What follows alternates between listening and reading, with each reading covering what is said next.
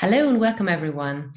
I'm Anna Weber. I work at IBM Research Zurich, and I'm going to present you our proceedings paper called Titan T-cell receptor specificity prediction with bimodal attention networks. Let me start by giving you a little bit of motivation for this project. Each and every one of us carries within us an immense diversity of different T-cells.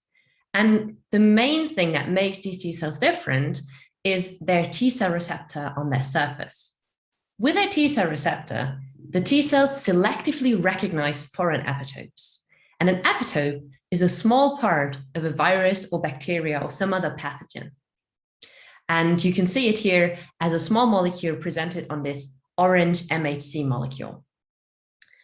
So whenever a T-cell recognizes the epitope that it binds to, the T-cell will start to proliferate and an immune reaction will be mounted. That also means that the T-cell repertoire, so all of our T-cells in our body together, they contain a lot of information about our immune history, because every time that we got infected with a virus or a bacterium, the T-cells that bound to this with a proper T-cell receptor, they proliferated. And that means that this signature is still there in the repertoire. But currently, we cannot access this trove of information because there's a missing link between the sequence of the T-cell receptor and its specificity. So we do not know from the sequence of a T-cell receptor which epitopes it binds. And therefore, we propose this multimodal neural network to make exactly this prediction. And we want our network to encode both the T-cell receptor and the epitope sequence, and then make a prediction of whether that T-cell receptor binds that specific epitope. So to train such a model, of course, we need data. We need labeled data of T-cell receptors interacting with epitopes. And luckily enough, there is some data of that type available. There's the VDJ database, which contains more than 40,000 different T-cell receptor sequences and 191 epitopes. And the reason that there are so many more T-cell receptors than epitopes is just due to the experimental setups, how this data is generated. And you will see that the lack of different epitope data is one of the main challenges of this project. There's also a COVID data set that was generated last year with more than 150,000 T-cell receptor sequences. And one of the drawbacks of both of these data sets, actually all available data sets, is that there is no negative data. So these experiments only report the T-cell receptors that did bind a certain epitope. Luckily enough, we can generate negative data by shuffling, meaning we can associate T-cell receptors with epitopes that they have not been shown to bind. That means that we can do that because the probability of a random T-cell receptor binding a random epitope is very, very low. So after cleaning the data and downsampling, generating negative examples, we end up with a data set with 46,260 T-cell receptors binding 192 different epitopes, with between 15 and 400 T-cell receptors binding each epitope. So let me show you the architecture that we use to train our model Titan. It has two input channels, one for the T-cell receptor sequence and one for the epitope sequence. In the first step, we need to decide for an encoding. So we need to decide on a way how we want to represent the T-cell receptor and the epitope sequence, and how we want to represent them as numerical vectors. We have several ways of doing this that we also compare in the paper in more detail. In the second step, we perform convolutions with kernel sizes 3, 5, and 11 to aggregate local information of the sequences. And then comes the magic. The context attention mechanism is like the central part of this model. It is shown in more detail on the right side. Basically, it takes both the reference, so the sequence that it wants to generate attention masks for, and a context, so the sequence that is binding to it. And then it generates a vector of attention scores, basically assigning each position in the original sequence, in the reference sequence, a value between 0 and 1 of a weight. So if it assigns a high weight, that means that this position is important for the model. And if it assigns a low weight, it's not so important. That means that through this attention mechanism, we do get a good interpretable point in the model. So it tells us something about what the model thinks is important. And so it turns the machine learning model from a black box into something that we can understand at least a little bit. We then concatenate all the sequences and put them through a few dense layers that outputs in the end the binding probability of that T-cell receptor to that epitope.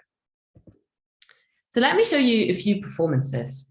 So what I'm showing here is T-cell receptor generalization. That means I'm showing tenfold cross-validation. And we have made sure that in each validation set, there is no T-cell receptor that has been shown during training. There are, however, epitopes in the validation data set that have been shown during training. So we can measure with this how well the model generalizes to T-cell receptors that it hasn't seen before. So what we found is that we have different ways of inputting the sequences, and they have different impacts. So for the epitopes, we actually have two opportunities. First, we can encode them as amino acids, which we abbreviated here with AA. So the usual amino acid sequence. But since the epitopes are small, they're no more than 9 amino acids, we also have the opportunity to input them atom-wise and encode them with a SMILES encoding. And so that gives the model a lot more detailed information about the epitopes. For the T-cell receptor, we have the options to either only input the CDR3 sequence, that is the sequence of the T-cell receptor that biologically we know is the most involved in the binding of the epitope, or we can use the full sequence of the T-cell receptor. And we've tried all those different combinations, and we found that in general, the models perform better if we give them more information. So SMILES works better than amino acids for the epitopes, and the full sequence works better than the CDR3 sequence for the T-cell receptors. However, we've also included a KNN baseline model that basically just takes, for a given sample, just makes the mean prediction of all the K nearest neighbor samples in the training data set. And we see that this KNN baseline model actually has a very good performance. So that highlights why you should always include baseline models in your comparisons.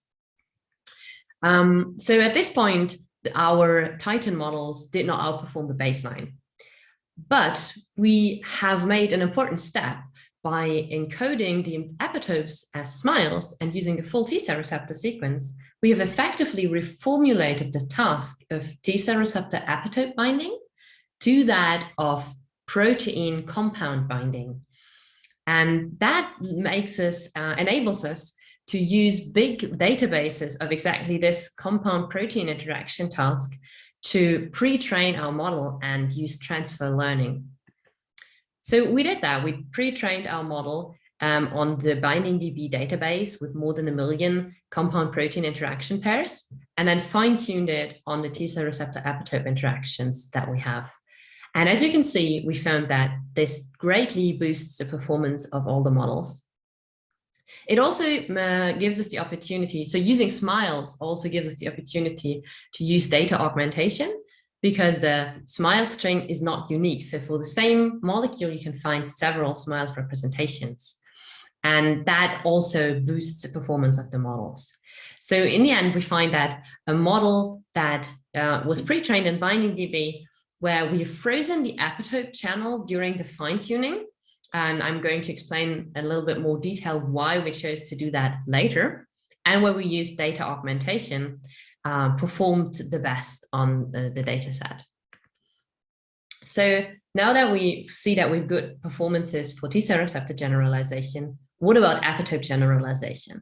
So in this next experiment, we've made sure during the tenfold cross-validation splits that we have a strict split scenario. So neither T-cell receptors nor epitopes in the validation set have been seen during training, and the model needs to generalize to both. We see that immediately the performance drops significantly. We still get more than random performance. So we get ROC AUCs of about around 0.6 or higher. But we do see that the model has huge problems to solve this task. To illustrate a little bit why this task is so hard, I just want to show you a UMAP projection that we did of the data. So here we took the T-cell receptor and the epitope together, and we used a pre-trained protein embedding to embed them. And then we performed the UMAP.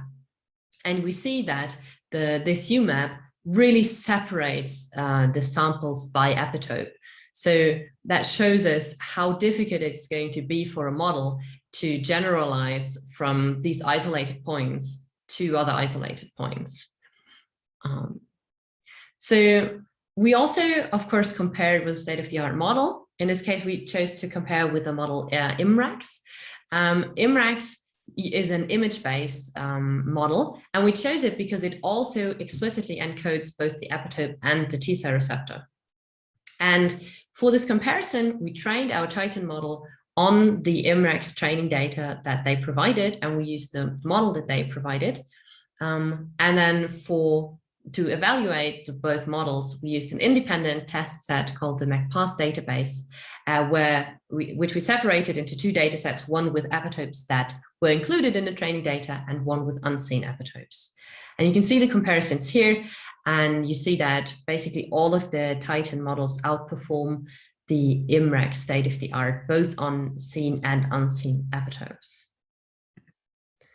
So let's have a look into the attention mechanism.